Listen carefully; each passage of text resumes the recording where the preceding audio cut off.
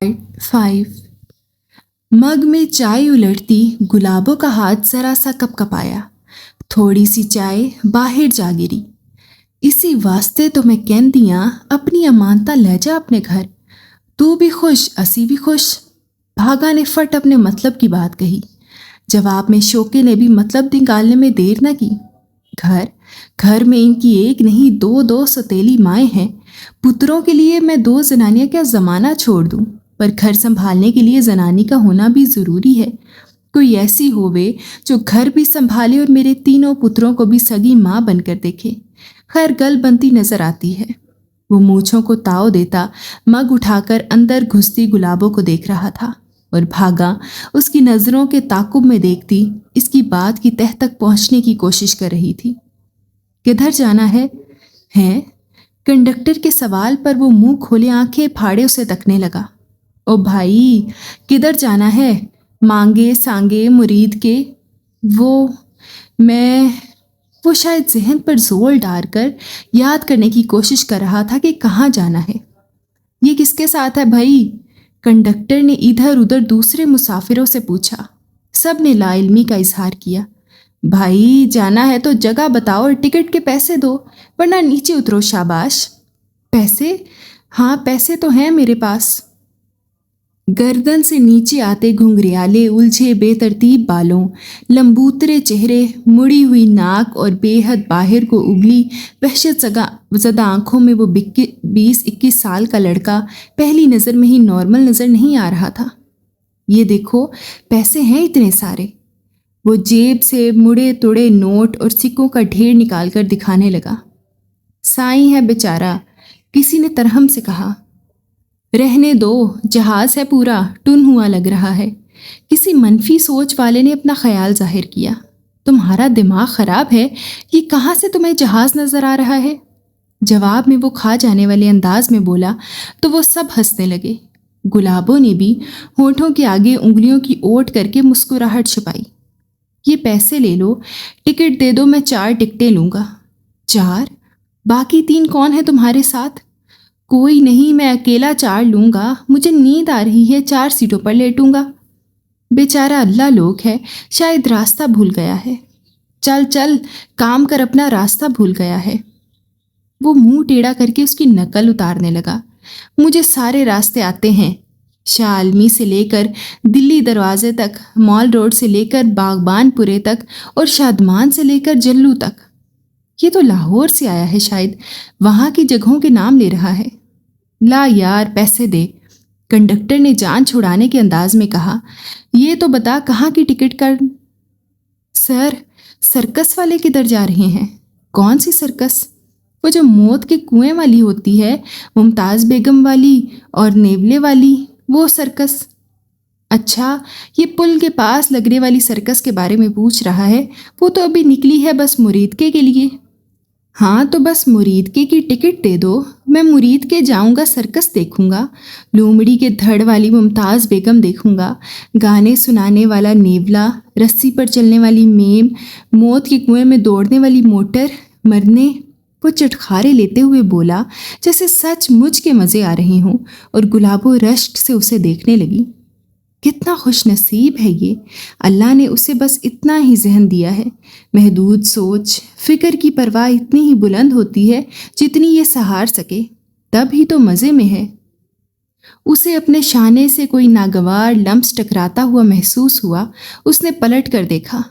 वो अव्वल दर्जे का पेंडू नजर आने वाला शख्स जो तेज़ जामनी रेशमी शर्ट पहने, लंबे लंबे बदरंग बालों में तेल जमा के इसके पीछे वाली सीट पर बैठा था, अपने पेंडूपन पर उतर आया था। गुलाबों ने बुरा सा मुंह बनाया और सीट पर थोड़ा सा आगे खिसक गई, लेकिन पैरों में रखा वो बड़ा सा गठरा इसे सहूलत से आगे भी नहीं होने दे रहा था। जो बराबर में बैठी तवाना खातून ने ढेर कर रखा था। घुटने बुरी तरह दबे हुए थे। ऊपर से वो जलील सस्ती सिगरेट का बदबूदार धुआं मुसलसल इस पर उगलते हुए न जाने उसे अपनी कौन सी मुतासिर कुन अदा समझ रहा था। तकलीफ क्या है तुम्हें? वो दांत कुचकचाते हुए पलट कर पूछने लगी। जवाब में वो सीने पे हाथ रखकर लोफराना अंदाज में मुस्कुराने लगा। इसके होंठों पर एक मोटी सी गाली आते आते रह गई। ارد گرد مرغیوں کی طرح ٹھونسے مسافروں کے خیال سے نہیں، کئی 100 میل کے فاصلے پر بیٹھے یاسر کے خیال سے، جس نے سختی سے نہیں صرف ایک بار بہت محبت بھرے استحقاق کے ساتھ اس کے ہونٹوں پر انگلی دھرتے ہوئے کہا تھا، آج کے بعد ان ہونٹوں سے کوئی گالی نہ نکلے، سمجھی؟ اور وہ اچھی طرح سمجھ گئی۔ اس نے بات ہی ایسی کی تھی، ورنہ اماں جنتے بھی کئی بار اسے اس لت پر ٹوک چکی تھیں، مگر ان کا کہنا کچھ ایسا ہوتا تھا، آج کے بعد میں تیرے منہ سے کوئی گالی نہ سنوں، سمجھی؟ اور وہ سمجھ گئی، اسی لیے ہمیشہ محتاط رہی کہ ان کے سامنے کبھی اپنی اس صلاحیت کا مظاہرہ نہ کرے۔ یہی وجہ تھی کہ عرصہ ہوا انہوں نے گلابوں کے منہ سے کبھی گالی نہیں سنی تھی، اور یاسر نے تو بڑا کڑا حکم دیا تھا۔ اسے لمحہ بھر کے لیے اس پابندی پر جھنجھلاہٹ سی محسوس ہوئی۔ کیا مصیبت ہے، اب بندہ دل کی بھڑاس بھی نہ نکالے؟ وہ جذبز ہوئی، لیکن پھر اس خیال نے اسے سبق سا کر دیا کہ وہ یاسر کے کہنے پر اس کے لیے اس کی خوشی کی خاطر خود پر ضبط کر رہی ہے۔ اب کی بار اسے یہ جبر برا نہیں لگا۔ وے لمبیا، کیا پوستیوں کی طرح سو رہا ہے؟ تیری دادی کے برابر ہوں اور تو گھٹنے سے کھڑی ہے، تو اکیلا 4 سیٹیں مل کے بیٹھا ہے۔ تہبند میں ملبوس لمبا سا سیاہ اور سبز خانوں والا کرتا پہنے، گھی مکھن کی تازہ باز سے بھری وہ عمر رسیدہ عورت بلند آواز میں اسی نیم دیوانے کو جھنجھوڑتے ہوئے کہہ رہی تھی، کیا ہے؟ وہ اٹھا اور اٹھتے ہی پھاڑ کھانے کو دوڑا۔ کیوں ہاتھ لگا رہی ہے مجھے بہانے سے؟ بٹوا اڑائے گی کیا؟ وے ذرا پاس سے ہو، مجھے بھی بیٹھنے دے۔ واہ، میں نے پیسے بنے ہیں ان ٹکٹوں کے۔ بغیرتا جوان جہان ہو کے لمبا پڑا ہوا ہے اور میں بڈھی کھڑی ہو کے سفر کر رہی ہوں، تو میں کیا کروں؟ میں نے کیا ہے تمہیں بوڑھا؟ میرے کہنے پر سفر کر رہی ہو؟ جاؤ جا کے آرام کرو گھر پر، مزے لوٹو مزے۔ لفظ مزے وہ بڑے خاص چٹخارے دار انداز میں ادا کرتا تھا۔ لب و لہجہ خاصا صاف اور رواں تھا، صاف ظاہر ہوتا تھا اہل زبان گھرانے سے ہے۔ بیٹا بدتمیزی نہ کرو، بوڑھی عورت ہے، بزرگ ہے۔ کسی بارش شخص نے معقولیت جھاڑنی چاہی، مگر وہ الٹا اسے جھاڑنے لگ گیا۔ تم بھی بوڑھے ہو، یہ بھی بوڑھی، تم بھی بزرگ، یہ بھی بزرگ، مزے کرو مزے۔ گلابوں نے دوپٹے کا پلو منہ پر رکھ کر بے ساختہ امڑتی ہنسی کو دبایا۔ بدتمیز! بارش شخص غصے میں آ گیا۔ نہ بابا جی نہ، دوسرے شخص نے انہیں ٹھنڈا کرنا چاہا۔ ایک مصلحت آمیز خوف اس کے لہجے سے چھلک رہا تھا۔ نہ جی، اللہ لوگ بندوں سے نہیں الجھنا چاہیے، کیا پتہ جلال میں آ جائے، بڑی بددعا لگتی ہے ان سے۔ کون سا اللہ لوگ؟ وہ صاحب مزید غصے میں آ گئے۔ حد ہے جہالت اور ضعیف الاعتقادی کی، جو بھی کھسکا ہوا نظر آئے اسے تم لوگ پہنچا دیتے ہو۔ یہ کچھ اور نہیں، ایمان کی کمزوری ہے، صرف ایمان کی کمزوری۔ توبہ توبہ! گلابوں کے برابر بیٹھی عورت بھی کلے پیٹنے لگی۔ سفر پر نکلے ہیں ہم چاچا جی، اللہ سے خیر مانگو اور اللہ والوں کو نہ چھیڑو، کیا پتہ کب اس کے منہ سے کیا نکل جائے۔ لا حول ولا، اللہ سے نہیں ڈرتے اور انعام نہاد اللہ والوں سے ڈرتے ہیں۔ یہ شخص جو حد سے زیادہ میلا کچیلا ہے اور طہارت کے اولین اصول پر ہی پورا نہیں اترتا، نماز روزہ کیا کرتا ہوگا، جو کسی سرکس والے ہجڑے کے پیچھے دیوانہ ہوا گھر سے بھاگا ہے، اور جو انسانی ہمدردی کا پہلا سبق تک نہیں پڑھا ہوا، جسے اتنی تمیز تک نہیں کہ اس بزرگ عورت کی تکلیف کا خیال کر کے اسے ذرا سی جگہ دے، اسے تم لوگ زبردستی ولی اللہ بنانے پر تلے ہوئے ہو۔ گلابوں کو ان بزرگوار کی گفتگو کچھ قائل کرنے لگی۔ کس کو ڈانٹے چلے جا رہے ہو بڑے میاں؟ وہ چھاریاں چباتے ہوئے بے نیازی سے پوچھنے لگا، اور بس کے مختلف کونوں سے امڑنے والے کہے بزرگوار کو خفیف سا کر گئے۔ اماں یہاں بیٹھ جاؤ۔ اس بینگنی شرٹ والے پینڈو نے دوبارہ وہی نامعقول حرکت کی تو غیر ارادی طور پر اسے یہ کہنا پڑا۔ اماں کو اپنی جگہ پر بٹھاتے ہوئے اس نے آنکھوں میں ڈھیر سی گالیاں اس آوارہ بینگن کو دیں اور کھڑی ہو گئی۔ اگرچہ اس نے ڈنڈے کو زور سے تھام رکھا تھا، مگر نہ جانے کس گہرے کھڈ سے ٹکرا کے بس اس زور سے اچھلی کہ اس کی مٹھی سے یہ سہارا چھوٹ گیا اور وہ لڑکھڑا کے دائیں طرف گری۔ شکر ہے کہ وہ نیم دیوانہ، وہ بڑبڑ کرنے والا لڑکا اس وقت ان 4 سیٹوں پر لیٹا ہوا نہیں تھا، اس لیے وہ خالی جگہ پر جا کر گری تھی۔ مزے! وہ کھلکھلا کر ہنستے ہوئے تالیاں بجانے لگا، اور خفت کے باوجود اسے اپنا مذاق بننا برا نہ لگا۔ اس ہمنک سے چہرے پر معصومیت ہی اتنی تھی वो आहिस्ता से मुस्कुराते हुए संभल कर वहीं बैठ गई। बैठ जाऊं मैं यहाँ तुम्हारी सीट पर?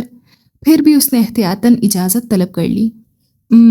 उसने अपने बड़े बड़े सफ़ेद डेले घुमाते हुए लम्हा भर गौर किया, फिर फ्याजी से हाथ हिलाते हुए कहने लगा, बैठ जाओ, मज़े हैं तुम्हारे मज़े। एक और चटखारा भरा, मैं हर किसी को अपने साथ नहीं बिठाता। लो देख लो इसकी विलायत का सबूत। बुजुर्गवार ने इस जानिब इशारा किया। बूढ़ी औरत को बिठाते हुए तकलीफ हो रही थी और अब इस लड़की को कैसे खुशी खुशी साथ बिठा रहा है। कई गर्दनें मुड़कर इस नज़ारे को देखने लगीं। कोई और लड़की होती तो घबरा कर वहाँ से उठ जाती और बकाया सफ़र बेशक खड़े होकर करती, मगर वो गुलाबो थी, अपने नाम की एक। घूरती आंखों और दबे दबे तबसरों पर लानत भेजते हुए वो इस आरामदेह नशिस्त पर फैल कर बैठ गई और इसकी मज़ेदार बातों के सहारे सफ़र काटने लगी। तुम बड़ी अच्छी हो और मुझे कोई कोई ही अच्छा लगता है। बस से उतरते उतरते उसने कोई 17वीं बार ये कहा। वो खिलखिला के हंस पड़ी। अच्छे तो तुम भी हो, मैं भी किसी किसी को ही अच्छा लगता हूँ। ऐसा जवाब किसी दीवाने की जानिब से ही आ सकता था। अच्छा, किस किस को? वो इसके साथ साथ चलने लगी। बस पेट्रोल पंप पर रुकी थी और तकरीबन तमाम ही मुसाफिर उतर कर ताज़ा हवा लेने या पानी वगैरह पीने इधर उधर हो गए थे। आपा को, छोटी अम्मा को और कुछ कुछ बड़ी अम्मा को भी। कुछ कुछ? हाँ, सोता हूँ तो चटाचट चूमे जाती हैं मेरा मुंह, सारी नींद भगा देती हैं, लेकिन जागा मिल जाऊँ तो वो लत्ते लेती हैं कि बस पूछो ना। और ताई अम्मा को मैं ज़रा अच्छा नहीं लगता। भाई मियाँ को ना अच्छा लगता हूँ ना बुरा। जैसे आपा, वो भी इन्हें ना अच्छी लगती है ना बुरी। कौन है ये भाई मियाँ जिसे ना किसी को पसंद करना आया ना नापसंद करना? आपा के दुल्हा। लेकिन एक बात है, भाई मियाँ की वजह से मेरे मज़े हैं। कैसे मज़े? पता नहीं, लेकिन सब कहते हैं कि ये मज़े उनकी वजह से हैं। वो जो ताई अम्मा हैं, हर वक्त एक ही बात कहती हैं कि मेरा सगीर अहमद है तो तुम्हारे ठाठ हैं, वरना लगे होते कहीं मजदूरी करने। ओहो ना बाबा ना। वो भूल कर कानों को हाथ लगाने लगा। मुझे मजदूरी से बड़ा डर लगता है, बल्कि मुझे तो कोई काम करना भी अच्छा नहीं लगता। तुम्हें सिर्फ मज़े करना अच्छा लगता है। वो हंसी। हाँ, उसने दाद देने के अंदाज में हाथ पर हाथ मारा, जैसे इसके दुरुस्त अंदाजे पर खुश हो गया हो। मजदूरी करूँगा तो सर्कस देखने कैसे जाऊँगा? तुमने देखा है सर्कस? चल दिखा लाता हूँ, क्या याद करेगी? क्या करूँगी वहाँ जाके? उसने उज़र तराशा। नहीं नहीं, तुमने कुछ नहीं करना। सर्कस में करतब दिखाने के लिए और बहेतरे लोग होते हैं वहाँ। तुम बस देखना इनको और तालियां बजाना। ऐसे वो तालियां बजाने लगा। इसके घुंघरियाले बालों की बेतरतीब उलझी लटें इसके लंबूतरे जर्द चेहरे पर फैल गईं। गुलाबों ने दिलचस्पी से उसे देखा। किसी अच्छे घर का लग रहा है बेचारा। अक्ल कम है, बिल्कुल ही झल्ला नहीं है, वरना ऐसे सफ़र ना कर रहा होता एक शहर से दूसरे शहर। लोग ढीले मार रहे होते इसे। शायद पागलपने की पहली सीढ़ी पर कदम रखते रखते रुक गया है, या फिर अक्ल और होश की सारी सीढ़ियां उतरते उतरते बाकी की चंद उतरना भूल गया है। वो गौर से उसे देखती सोचने लगी। पता है, सर्कस में मुमताज़ बेगम भी होती है। वो क्या करती है? नाच दिखाती है? नहीं, साली नाचेगी क्या, उठती भी नहीं, एक जगह बैठी रहती है मकर करके। थोबड़ा औरत का है इसका और नीचे धड़ लूमड़ी का है। सच्ची? ले, और क्या देखी है कभी ऐसी औरत? वाकई नहीं। हाँ, एक ऐसी औरत देखी है जिसका धड़ तो औरत वाला है और ऊपर चेहरा लोमड़ी का है। वो बेगम आपदा का तसव्वुर करके जोर से हंस पड़ी। अच्छा, मुमताज़ बेगम की बिछड़ी बहन होगी वो। मैं पूछूंगा इससे। बड़ी यारी है मेरी मुमताज़ बेगम से। वाह, तुम्हें और कोई नहीं मिली यारी लगाने के लिए? मैं सर्कस के हर शो में जो जाता हूँ इससे मिलने के लिए। अच्छा, तुम करोगी मुझसे यारी? उसने अपना लंबा सा सूखा हुआ हाथ आगे फैलाया, जिसकी उंगलियों के सिरे पर मैल भरे नाखून बड़े हुए थे, लेकिन इस हाथ को थामते हुए गुलाबों को जरा भी घिन नहीं आई। मेरा नाम मुमताज़ बेगम है। आज से 10 साल पहले चंद जालिम इंसान मुझे अफ्रीका के जंगलात से पकड़ कर लाए थे। तब से मैं इंसानों की कैद में हूँ। असाब पे बोझ बनकर गिरती इस मकरू आवाज़ में वो रटे रटाए जुमले कह रही थी।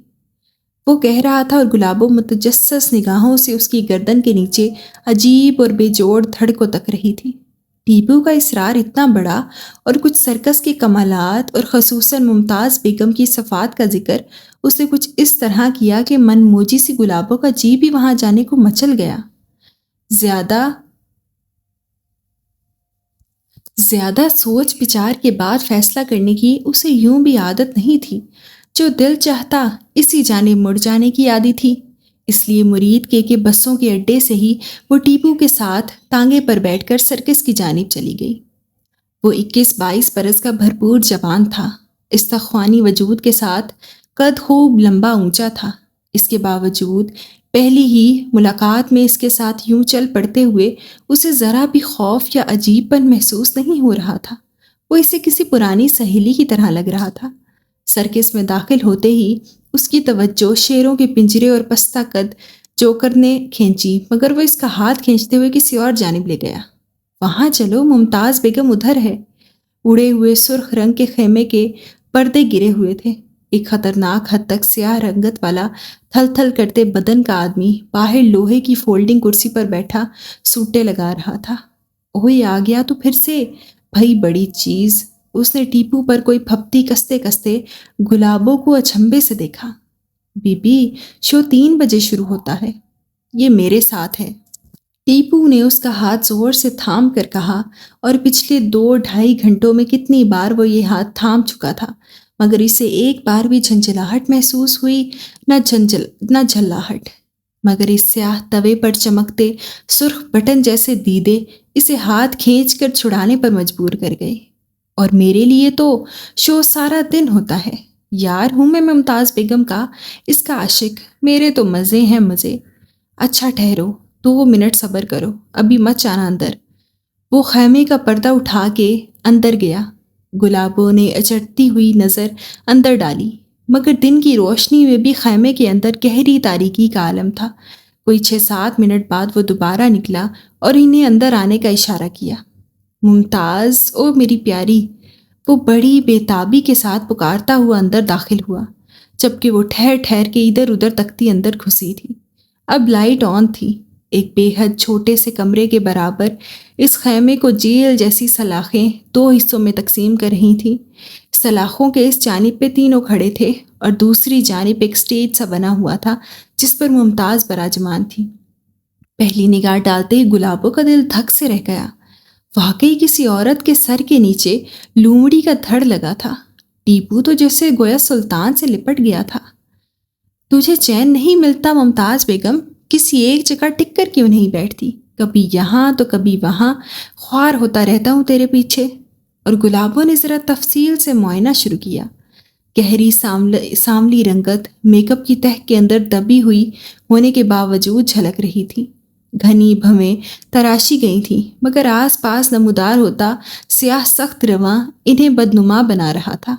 چھوٹی چھوٹی گول آنکھیں سبز آئی شیڈ اور مسکارا سے بوجھل تھیں۔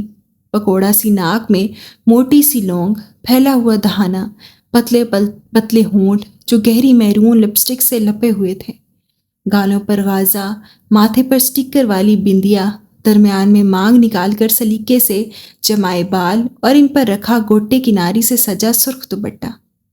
یہاں تک تو ساری ملمہ بازی سمجھ میں آتی تھی، مگر گردن کے نیچے پیر سکوڑ کے بیٹھی لومڑی کا دھڑ اس کی عقل و فہم سے ذرا پرے تھا۔ اے سنو، یہ کیا تماشا ہے؟ وہ کہے بغیر نہ رہ سکی۔ بولنا آتا ہے تمہیں؟ لو، ایسا ویسا جواب ٹیپو کی جانب سے آیا تھا۔ اتنا بولتی ہے میرے ساتھ، بڑی میٹھی باتیں کرتی ہے۔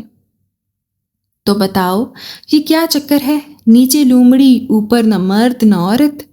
جواب میں وہ کسی ٹیپ ریکارڈر کی طرح بجنے لگی۔ میرا نام ممتاز بیگم ہے۔ آج سے 10 سال پہلے چند ظالم انسان مجھے افریقہ کے جنگلات سے پکڑ کر لائے تھے۔ تب سے ہی انسانوں کی قید میں ہوں، اور جب تم جنگل میں تھی تب بھی ایسی تھی۔ جی باجی جی، میں پیدائشی ایسی ہوں۔ اس کے باجی کہنے پر گلابو کو تاؤ تو بڑا آیا۔ ماں باپ کیسے تھے تمہارے؟ ماں باپ کیسے تھے تمہارے؟ وہ بھی آدھے تتر آدھے بٹیر تھے یا پھر؟ نہیں جی، یہ صرف اللہ نے صرف مجھ میں رکھی ہے۔ لیکن پھر بھی وہ تھے کیا؟ مکمل انسان یا مکمل جانور؟ میری ماں لومڑی تھی اور باپ ایک انسان۔ لا حول۔ گلابوں کو گھن آئی۔ تمہاری ماں ٹہلتے ٹہلتے شہر چلی آئی تھی یا باپ راستہ بھول کے جنگل آ نکلا تھا؟ اور بالفرض چلا بھی گیا تھا تو یہ تجربہ کرنے کی کیا ضرورت تھی اسے؟ میں ان دونوں کی محبت کی نشانی ہوں باجی۔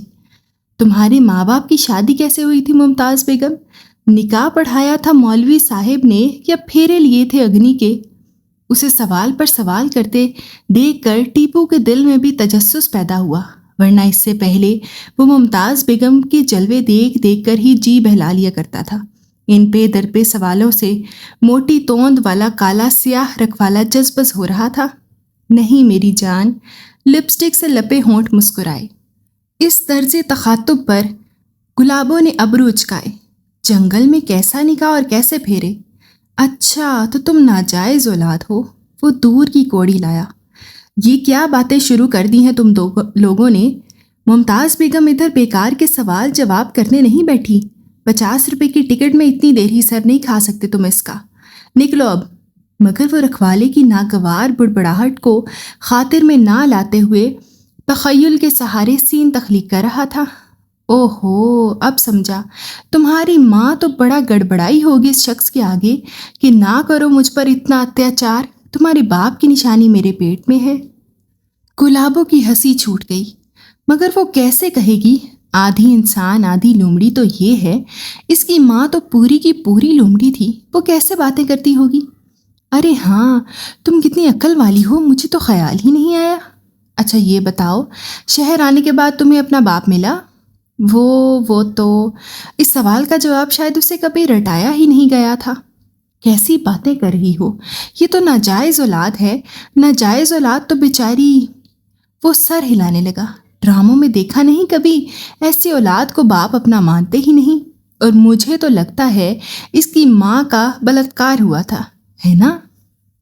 ممتاز بیگم کے کرخت نکوش غصے سے بگڑنے لگے اور وہ رکھوالے کی گھوریاں نظر انداز کرتے ہوئے کل کل ہنسنے لگی۔ چلو نکلو، پریشان نہ کرو اسے۔ وہ انہیں باقاعدہ ہانکنے لگا۔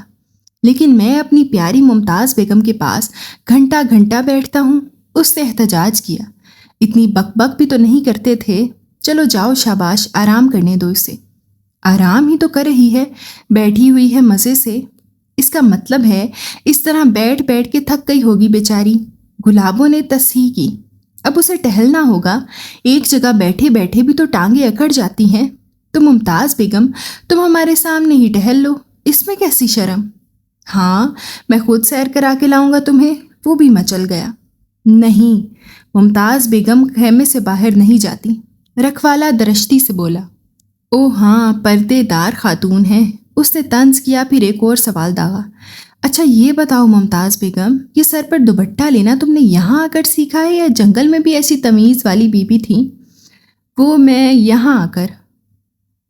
یہ تو اچھی بات ہے، لیکن کپڑے پہننا بھی سیکھ لیتی، آدھی ہی صحیح، عورت تو ہو، ایسے کھلے بدن کے ساتھ بیٹھنا اچھی بات تو نہیں ہے۔ او بی بی، جاتی ہو کہ نہیں؟ اس سے پہلے کہ وہ پاس پڑا ڈنڈا اٹھا کر اس پر پل پڑتا، وہ ٹیپو کا ہاتھ تھام کر خیمے سے نکل پڑی۔ کتنی دیر ہی وہ اس کی ہنسی نہ تھمی۔ البتہ ٹیپو کچھ ناراض سا لگ رہا تھا، شاید اپنی پیاری ممتاز بیگم کی دل آزاری کی وجہ سے۔ تم ذرا اچھی نہیں ہو، ایسے ہی دوستی کر لی میں نے تم سے۔ سوچا تھا ذرا ٹھہر کے تمہیں حلیم اور نان پکوڑی بھی کھلاؤں گا، لیکن اب نہیں۔ کٹی میری تمہاری، جاؤ۔ وہ اسے ہنستا چھوڑ کے دوسری جانب تیز تیز قدموں سے نکل گیا۔ تیاری کیسی جا رہی ہے؟ قدسیہ نے چلتے چلتے رک کر اسے پوچھا تھا۔ وہ ہفتے میں 2-3 بار فیکٹری آتی تھی۔ A1 آپا، سارے پرچے اچھے ہو جائیں گے۔ کب ہے پہلا پیپر؟ پرسوں۔ اور تم یہاں مشین کے آگے بیٹھی ہو، جب تک پرچے نہیں ہو جاتے گھر پہ رہ کر پڑھائی کرو۔ میری ساری تیاری ہے آپا، آپ بالکل فکر نہ کریں۔ چھٹی کر بھی لوں گی تو پہلے سے یاد سبق کو کتنا یاد کر لوں گی۔ پھر بھی چلو ایسا کرو، جس دن پرچے دے آؤ اس دن یہاں آنے کی بجائے سیدھی گھر چلی جایا کرو۔ چھٹی والے دن بے شک آ جایا کرنا۔ سینٹر کہاں بنا ہے؟ یہی پاس میں بھلے والے سٹاپ کے ساتھ جو اسکول ہے ادھر۔ چلو اچھا ہے، آنے جانے کی خجل خواری تو کم ہوگی۔ وہ مہربان مسکراہٹ اچھالتی آگے بڑھ گئی۔ اور کسی اور ورکر سے اس کے بچے کی طبیعت کے بارے میں استفسار کرنے لگی۔ بعض لوگوں کو اللہ کتنا نوازتا ہے، اندر سے بھی اور باہر سے بھی۔ کس چیز کی کمی ہے قدسی آپا میں؟ اتنی دولت، تعلیم، کاروبار، اچھا خاندان اور نام سب، شریف اور محبت کرنے والا شوہر، قدر کرنے والی سسرال، بچے، اور سب سے بڑھ کر اتنی اچھی عادتیں اور سیرت۔ ہر کسی کے ساتھ بھلا کرتی ہیں، اس لیے بدلے میں بھلائی ہی پاتی ہیں۔ کاش ان جیسے اور بھی لوگ ہو جائیں۔ وہ دن بدن ان کی خوبیوں کی دل سے معترف ہوتی چلی جا رہی تھی۔ وہ صبح سے لے کر سپہر تک فیکٹری میں ہوتی۔ امتحانات شروع ہوتے ہی اس نے وقت خود بخود تبدیل کر لیا۔ حالانکہ قدسیہ نے اسے یہ سہولت دے دی تھی کہ وہ بے شک سارے امتحانات کے دوران فیکٹری نہ آئے، لیکن گلابو 24 گھنٹے ایک جگہ گزارنے والی بندی ہی نہ تھی۔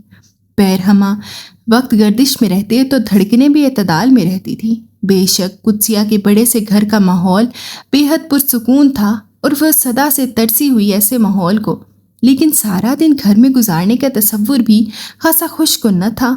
الگ اور صاف ستھرے کمرے کا خمار بھی چند دنوں میں ہی اتر گیا تھا۔ اب کمرے کی دیواریں چاروں طرف سے اسے خود پر گرتی ہوئی محسوس ہوتی تھی۔ صرف سونے کے لیے کمرے میں آتی تھی، ورنہ اسے کھلا آسمان بھاتا تھا۔ اسی لیے پرچے دینے کے بعد گھر آتے ہی وہ بس کھانا کھاتی، کپڑے تبدیل کرتی اور دوبارہ سے فیکٹری چلی جاتی۔ سیکنڈ شفٹ میں کام کرنے رات کے وقت وہ قدسی آپا یا ان کے شوہر کے ساتھ ہی گاڑی میں واپس آ جاتی۔ اس دن بھائی صاحب کسی دوسرے شہر گئے ہوئے تھے اور قدسیہ تو ویسے ہی کسی دن آتی تھی۔ اسے دیر تک فیکٹری میں کام کرتے ہوئے واپسی کا دھیان ہی نہ رہا۔ جب گھر جانے کے لیے نکلی تو اندھیرا دیکھ کر ذرا سی فکر مند ہوئی۔ مصیبت، سیدھی بس بھی تو نہیں ملتی یہاں سے، 2 بدل کے جانا پڑے گا۔ پھر اسے ایک اچھوتا خیال آیا۔ وہ مڑی اور سیدھی یاسر کی دکان پر پہنچ گئی۔ خیریت؟ اس وقت ڈھلتی شام کے اندھیرے میں وہ اسے دکان میں داخل ہوتے دیکھ کر ذرا سا پریشان ہوا تو وہ صبح سویرے کی مہمان تھی، اس وقت دکان پر رش بھی زیادہ تھا۔ تم ابھی اسی وقت میرے ساتھ چل سکتے ہو؟ نہیں، اس نے کوڑا جواب دیا۔ یہ بکری کا وقت ہے، دیکھ نہیں رہی کتنا رش ہے؟ مجھے نہیں پتا، بس چلو میرے ساتھ۔ وہ بازو پکڑ کر کھینچنے لگی تو وہ گھبرا گیا۔ کیا کر رہی ہو؟ کتنے لوگ دیکھ رہے ہیں، چھوڑو میرا ہاتھ۔ اگر ابھی میرے ساتھ نہ نکلے تو یہ لوگ اور بھی بہت کچھ دیکھ سکتے ہیں۔ وہ دھمکی آمیز مسکراہٹ کے ساتھ گھر آئی۔ یاسر دانت پیس کر رہ گیا۔ ڈائن ہو تم پوری، بلیک میلر۔ وہ تو میں ہوں، چلتے ہو پھر؟ ہرگز نہیں، میں نے تمہیں کچھ زیادہ ہی سر چڑھا لیا ہے، اپنی نہیں تو میری عزت کا خیال کرو۔ اس نے درشتی سے کہتے ہوئے ایک جھٹکے سے اپنا بازو اس کی گرفت سے چھڑایا۔ شکر ہے کہ دکان پر موجود 4 کے 4 لوگ اس وقت منہ اٹھا کر ذرا اونچائی پر رکھے ٹی وی کی جانب متوجہ تھے، جہاں پاکستان اور بھارت کے مابین جاری 1 ڈے کرکٹ میچ آخری اور فیصلہ کن سنسنی خیز مرحلے پر تھا۔ ایک لڑکی کو اندر داخل ہوتے دیکھ کر وہ سارے کے سارے لمحہ بھر کے لیے اس جانب متوجہ ضرور ہوئے تھے، مگر یاسر کو اسے مخاطب کرتے دیکھ کر کوئی کسٹمر کی بجائے دکاندار کی فیملی ممبر یا جاننے والی سمجھ کر انہوں نے اس سے توجہ ہٹا لی تھی۔ یہی وجہ تھی کہ بازو کھینچنے اور چھڑانے کے تماشے کی دید سے محروم رہ گئے، ورنہ وہ چٹپٹی خبریں پھیلتی کہ بس۔ یاسر تم؟ مارے صدمے کے اس کے لب پھڑ پھڑا کر رہ گئے۔ آنسوؤں سے رندھا گلا اگلا لفظ تک نہ اگل سکا۔ تم اب جاؤ یہاں سے۔ اس کے آنسوؤں سے لبالب بھرے نین کٹورے یاسر کے دل کو پسیجنے لگے، لیکن اس حرکت کی اس کی برداشت سے بہت آگے کی چیز تھی، اس لیے اس نے منہ پھیر لیا کہ کہیں دل کی مٹی آنسوؤں کی نمی سے نرم نہ پڑ جائے۔ میں اکیلی تھی آج، سوچا تھا تم گھر تک چھوڑ آؤ گے۔ آنسو پیتے ہوئے اس نے مدھم آواز میں کہا۔ یہی بات اسی طرح بتا دیتی تو پہلے کیا ہو جاتا؟ اس کا لہجہ اور تیور بھی پہلے کی نسبت دھیمے ہوئے، مگر وہ جواب دیے بغیر پلٹ گئی۔ سنو، یاسر نے پکارنا چاہا، مگر اسی لمحے کسی بچے نے طوفان کی طرح داخل ہوتے ہوئے کہا، بھائی جان، یہ دال کنکر والی نکل آئی ہے، تبدیل کر دو۔ وہ تون کرہن اس کی جانب متوجہ ہوا اور اتنی دیر میں وہ وہاں سے جا چکی تھی۔ آخر میرا قصور کیا ہے؟ کیوں مجھ میں کوئی نہ کوئی ایسی خامی نکل آتی ہے جس سے وہ مجھ سے بدک جاتا ہے، بد دل ہو جاتا ہے؟ کیوں نہیں میں ایسی بن پاتی جیسا وہ چاہتا ہے؟ لیکن وہ چاہتا کیا ہے، بتاتا بھی تو نہیں۔ وہ فٹ پاتھ پر سر جھکائے سست قدموں کے ساتھ چلتی سوچے جا رہی تھی۔ اسے میرا نام تک تو پسند نہیں، اتنے دنوں میں ایک بار بھی اس نے میرے نام سے مجھے نہیں پکارا، اسے میری زبان پسند نہیں، کہتا ہے اس پر کانٹے اگے ہیں، نوکیلے اور زہریلے۔ اسے میری چال پسند نہیں، کہتا ہے ایسی چلتے ہو تو جیسے ابھی سامنے والے سے ٹکرا جاؤ گی یا کسی کے اوپر چڑھ جاؤ گی۔ میں کتنا بدلوں خود کو، کیا کیا بدلوں اس کے لیے، اور یہ بھی تو نہیں پتا کہ بدلوں کیسے، اسے کیسے چلنا کیسے بولنا پسند ہے، کبھی بتائے تو صحیح۔ اور اگر کبھی میں نے اسے یہ بتا دیا کہ یہ زبان یہ چال کس ماحول کی دین ہے تو تب وہ کیا کرے گا؟ اس کے قدم ٹھٹک کر رک گئے، نگاہیں کسی غیر مرئی نقطے پر مرکوز ہو گئی۔ تب تو شاید میں اس کی چاہ پانے کی خواہش سے بھی محروم ہو جاؤں گی۔ قدم ایک بار پھر ڈھیلے اور بے ربط انداز میں اٹھنے لگے۔ اے سنو، رکو، اے بات سنو۔ ہامتی ہوئی آواز اسے اپنے تعاقب میں سنائی دی تو اس کی تمام حسیات بیدار ہو گئیں۔ بڑی آس سے بجلی کسی تیزی کے ساتھ پلٹی۔ یاسر! مگر اسے پکارتے ہوئے بھاگتا وہ یاسر نہیں، ٹیپو تھا۔ اس کے شانے پھر سے کسی بھاری بوجھ تلے دب کر ڈھلک گئے۔ سنتی ہی نہیں، کب سے پیچھے بھاگ رہا ہوں۔ پاس آ کر بریک لگاتے ہوئے وہ پھولی سانسوں پر قابو پانے کی کوشش کرتے ہوئے کہہ رہا تھا۔ گلابوں نے حیرت سے اسے دیکھا۔ اتنے مصروف معمول کے ساتھ بھاگتے دوڑتے دن سے رات کرتے وہ اس شخص کو تقریباً بھول ہی چکی تھی، جو زیادہ نہیں یہی کوئی 18-20 دن پہلے اسے اتفاقیہ ٹکرایا تھا۔ تم یہاں؟ ہاں میں یہاں، وہ فخر سے مسکرایا، کچھ شرمایا بھی۔ گلابوں نے غور سے دیکھا، وہ اب تک وہی لباس پہنے ہوئے تھا، وہی شلوار قمیض جو ابھی اس نے پہنی تھی۔ پہلی ملاقات میں کہیں سے سرمئی اور کہیں سے بادامی ہو رہی تھی، مگر اب مکمل چیکٹ ہو کر اپنی اصل رنگت کھو چکی تھی۔ کئی بٹن غائب تھے، کف سے اور چاک سے قمیض تک ادھڑی ہوئی تھی۔ بال پہلے سے کہیں زیادہ الجھے ہوئے اور گرد و غبار سے اٹے ہوئے چہرے کے ساتھ چہرہ بھی شاید ہفتے بھر سے پانی کی ایک چھینٹ تک سے محروم رہا تھا۔ اور ہاں، سب سے سوا ایک اور عجیب سا احساس، آج اس کی پھیلی ہوئی حیران آنکھوں میں وہ معصوم سی چمک نہیں تھی۔ اس کی مجذوبانہ مسکراہٹ میں وہ زندگی سے بھرپور دمک نہیں تھی، وہ آواز میں وہ قلندرانہ کھنک بھی نہیں تھی۔ بجھی بجھی سی رنگت، بجھی بجھی سی آنکھیں، بجھی بجھی سی آواز، وہ اس کا کچھ نہیں لگتا تھا۔ اس کے باوجود گلابوں کا دل اس کے لیے بھر آیا۔ نہ جانے کیوں، تم ابھی تک یہاں ہو؟ سرکس لگا ہے کیا ابھی تک؟ کہاں، وہ تو کب کے تمبو اکھاڑ کر لے گئے۔ آخری دن سارا وقت میں وہیں تھا، کسی نے منہ سے پھوٹا تک نہیں کہ صبح سویرے وہ جانے والے ہیں، ورنہ میں بھی ان کے ساتھ کسی ٹرک پر لد جاتا، دوسرے سامان کے ساتھ۔ اور تو اور وہ منحوس ممتاز بیگم، اس نے بھی بھاپ تک نہیں نکالی۔ کمینی کو میں نے کتنا تباہی کا تحفہ دیا تھا، سونے کا کنگن تھا۔ سونے کا کنگن؟ ہاں، چھوٹی اماں کا، قسم سے بڑی مشکل سے اترا۔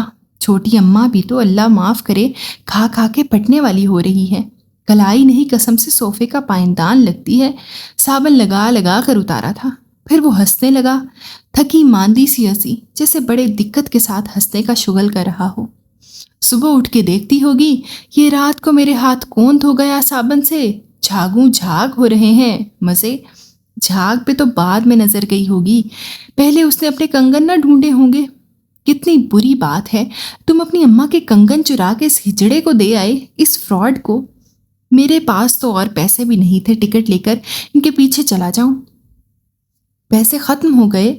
ہاں، کب کے، آج تیسرا دن ہے، پھوٹی کوڑی بھی نہیں، کل سے چنے تک پھانکے نہیں ایمان سے۔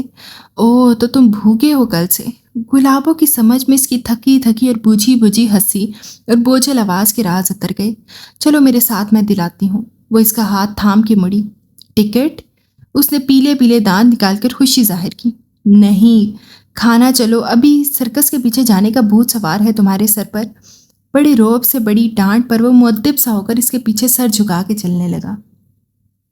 تم اتنے دنوں سے گھر سے غائب ہو، وہاں کسی کو فکر نہیں ہوگی؟ بس اسٹاپ کے ذرا پرے بنے اس 3rd کلاس سے ہوٹل کی بینچ پر بٹھا کے اسے نان کباب کھلاتے ہوئے گلابوں نے پوچھا۔ ہوگی میری بلا سے، وہ بڑے بڑے لقمے بغیر چبائے نکل رہا تھا۔ لاہور میں رہتے ہو نا تم، کھانے کے بعد میں تمہیں ٹرین میں بٹھا دیتی ہوں، سیدھے گھر جاؤ، سمجھے؟ میں ممتاز بیگم کے پاس جاؤں گا۔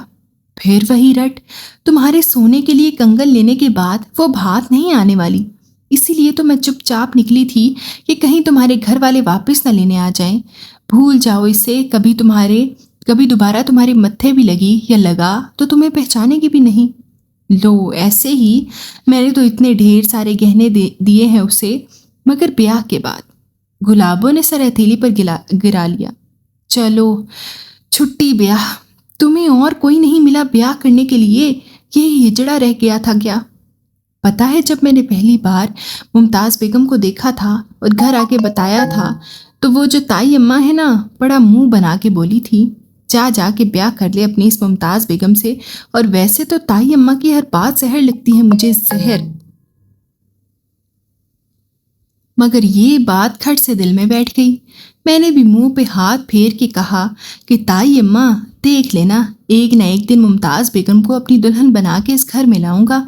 تم سمجھتی کیا ہو مجھے؟ کیا صرف تمہارا لاڈلا وہ بھائی میاں ہی بیاہ کر سکتا ہے؟ وہ آپا سے تو لاکھ درجے اچھی ہے، بھلے دھڑ لومڑی کا ہے مگر چہرہ تو اچھا ہے، اور ایک آخ تھو مردے جیسی شکل ہے۔ تم اپنی بہن کے بارے میں کہہ رہے ہو؟ تمیز نہیں ہے؟ نہیں۔ وہ رائتے کی پیالی منہ سے لگا کے پینے لگا۔ پیار بھی نہیں ہے اس سے؟ ہاں وہ تو ہے۔ اس نے ادھڑے ہوئے کف سے منہ رگڑ کے صاف کیا۔ بہت ہے، اس کے لیے ہی تو جاتا ہوں گھر، ورنہ منحوس گھر میں رکھا کیا ہے؟ 3 بک بک کرنے والی بڑیاں۔ گلابوں مسکرا دی۔ واقعی نیم دیوانگی ہی تو ہے کہ جسے اتنا پیار ہو اس کے بھی عیب برملا گنوا دیے جائیں، ورنہ ہوش اور شعور سب سے پہلے محبوب ہستی کے عیب ڈھکنے کے ہیلے ڈھونڈتا ہے۔ کھانا کھا لیا؟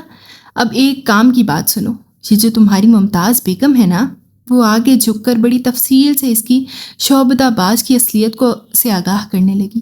ارد گرد بیٹھے رکشہ اور ویگن ڈرائیور مزدور پیشہ لوگ بڑی حیرت سے بظاہر نقصق سے درست اچھے گھرانے کی نظر آنے والی اس لڑکی کو دیکھ رہے تھے جو گرد و پیش سے بے خبر ایک مجہول سے لڑکے کے ساتھ ایک قطعی مردانہ جگہ پر بیٹھی گفتگو فرما رہی تھی۔ بس اتنی ہی اکڑ تھی؟ وہ کمر پر ہاتھ رکھے تاؤ دلاتی مسکراہٹ کے ساتھ یاسر سے پوچھ رہی تھی۔ دونوں اس وقت علاقے کے واحد مختصر سے پارک میں کھڑے تھے۔ چھوٹے کے ہاتھ یاسر نے یہاں ملنے کا یہ پیغام بھیجا تھا اور وہ پرچے کے وقت سے گھنٹہ بھر پہلے نکل آئی تھی۔ یاسر نے اس بار ناراضی ختم کرنے میں پہل کا مظاہرہ کر کے اس کا مان بڑھا دیا تھا۔ پہلے دل توڑتے ہی کیوں ہو جو بعد میں منانے کے لیے پیغام بھیجنے پڑے؟ وہ شوخی سے پوچھ رہی تھی، جبکہ یاسر سرد نگاہوں سے اسے گھورے چلے جا رہا تھا۔ واہ تیور دیکھو، آئے ہیں جناب منانے کے لیے اور گھوریاں ایسے ڈال رہے ہیں جیسے… تم کل تکا کباب والی دکان پر کس لڑکے کے ساتھ بیٹھی تھی؟ اس کے اچانک سوال پہ گلابوں کا سارا چونچال پن رخصت ہو گیا۔ فوری طور پر وہ کچھ جواب نہ دے سکی۔ یہ تو سوچا بھی نہیں تھا کہ اس واقعے کی خبر اسے بھی ہو سکتی ہے اور وہ اسے اپنے انداز میں لے سکتا ہے۔ اتنا دور تک سوچنے کی عادت ہی کہاں تھی اسے۔ چھوٹے نے دیکھا تھا تمہیں، اس لیے مکرنے کی ضرورت نہیں۔ اس کمینے نے چائے پانی کا کام چھوڑ کر جاسوسی کب سے شروع کر دی ہے؟ اس کی تو میں… وہ تلملا کے کہنے لگی، میں نے جو پوچھا ہے اس کا جواب دو۔ کون تھا وہ؟ رشتہ دار تھا تمہارا؟ نہیں، ظاہر ہے ہو بھی نہیں سکتا۔ کوئی چچا زاد پھپھی زاد بھائی ہو تو اپنے رشتہ دار کو ایسے فضول مقام پر 50 مردوں کے درمیان تو نہیں بٹھا سکتا۔ چھوٹا تمہیں وہاں بیٹھے مردوں کی تعداد گن کے بتا سکتا ہے؟ یہ نہیں بتا سکتا کہ میرے ساتھ بیٹھا ہوا کوئی مرد نہیں، سائیں تھا، اللہ لوگ، معصوم بندہ۔ تمہارے ساتھ کیا کر رہا تھا؟ اس نے بدستور تمہارے پر زور دیتے ہوئے سوال دہرایا۔ روٹی ٹھونس رہا تھا، اور کیا مجھے ناچ کے دکھا رہا تھا؟ وہ چڑ کے بولی، بیچارہ بھوکا تھا 3 دنوں سے، میں نے سوچا کسی غریب کی دعائیں ہی لے لوں، شاید کوئی ایک آدھ لگ جائے۔ دعائیں لینے کا یہ اچھا طریقہ ہے؟ اتنا ہی خدمت خلق کا شوق چرایا ہے تو کھانے کے پیسے دے دیتی، ہاتھ سے نوالے بنا کے منہ میں ڈالنے کی کیا ضرورت تھی؟ ہائے، ہاتھ سے بنا کے نوالے؟ وہ کچھ سوچ کر مسکرائی۔ خواہش تو بڑی شدید ہے مگر تمہارے منہ میں ڈالنے کی۔ بکو مت، سیدھی بات بتاؤ مجھے، کون تھا وہ؟ بتا تو رہی ہوں، اعتبار نہیں ہے میرا؟ نہیں ہے۔ اس جواب پر وہ ثانیے بھر کے لیے ساکت سی ہو گئی۔ یاسر نے اس کے بے روح بے تاثر چہرے کو دیکھا اور یکا یک اس کا دل تعصب سے بھر گیا۔ اسے اپنے کہے الفاظ پر ندامت سی محسوس ہونے لگی، مگر اس سے پہلے کہ وہ معذرت پیش کرتا، وہ بے روح بے تاثر چہرہ تڑک تڑک کر کے ساری دڑاڑیں بھرتا کھلکھلا کے ہنس پڑا۔ وہ حیرت سے تکتا رہ گیا۔ کہتے رہو، اب مجھے تمہاری کسی بات پر دکھ نہیں ہوتا۔ ڈھیٹ جو ہوئی، وہ جو چند لمحے پہلے اس کے اتنا اثر لینے پر گداس ہو رہا تھا، اس بے وجہ کی ہنسی سے چڑھا تھا، کیونکہ مجھے پتا ہے تم جو کہتے ہو اس کا مطلب کچھ اور ہوتا ہے۔ یعنی اب دیکھو نا، کہتے تو تم یہ بھی ہو کہ مجھ سے محبت نہیں کرتے، لیکن بغیر محبت کے کون کسی کی اتنی پرواہ کرتا ہے؟ جن سے تعلق ہو نہ واسطہ، بھلے بھاڑ میں جائیں، جس کے ساتھ مرضی جئیں مرے، لیکن تمہیں پرواہ ہے کہ میں کس کے ساتھ تھی اور کیوں تھی۔ یعنی تمہیں مجھ سے محبت ہے، اسی لیے تو اس بیچارے پاگل سے جل رہے ہو۔